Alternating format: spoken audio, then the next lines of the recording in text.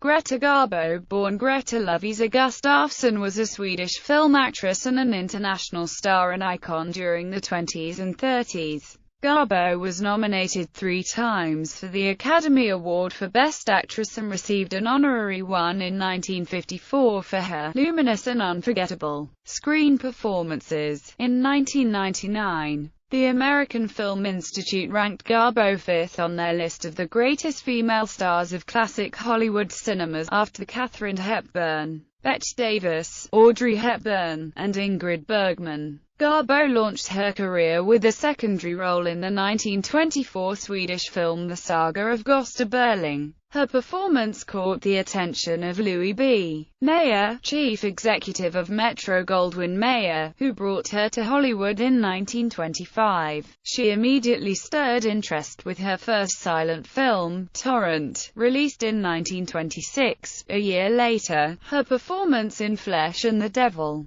her third movie, made her an international star. Garbo's first talking film was Anna Christie. MGM marketers enticed the public with the catchphrase, "Garbo Talks." That same year she starred in Romance. For her performances in these films she received the first of 3 Academy Award nominations for Best Actress. In 1932, her popularity allowed her to dictate the terms of her contract and she became increasingly selective about her roles. Her success continued in films such as Mata Hari and Grand Hotel. Many critics and film historians consider her performance as the doomed courtesan Marguerite Gautier in Camille to be her finest. The role gained her a second Academy Award nomination. Garbo's career soon declined, however, and she was one of the many stars labeled box office poison. In 1938, her career revived upon her turn to comedy in Ninotchka, which earned her a 3rd Academy Award nomination.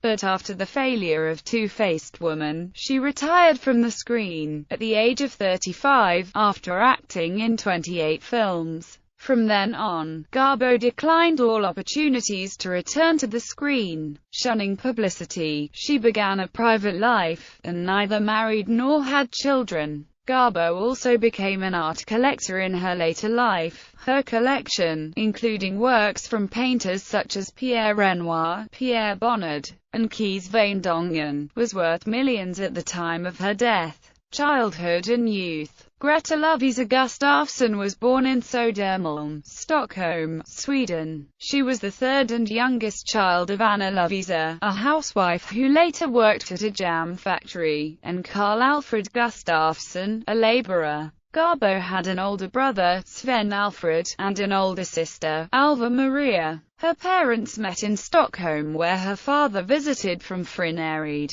He moved to Stockholm to become independent and worked in various odd jobs: street cleaner, grocer, factory worker and butcher's assistant. He married Anna, who had recently moved from Hogsby. The Gustafssons were impoverished and lived in a 3-bedroom cold-water flat at Bleckingate No. 32. They brought up their 3 children in a working-class district regarded as the city's slum. Garbo would later recall, "It was eternally grey, those long winter's nights. My father would be sitting in a corner, scribbling figures on a newspaper. On the other side of the room my mother is repairing ragged old clothes, sighing. We children would be talking in very low voices, or just sitting silently. We were filled with anxiety, as if there were danger in the air. Such evenings are unforgettable for a sensitive girl. Where we lived, all were houses and apartments looked alike, their ugliness matched by everything surrounding us."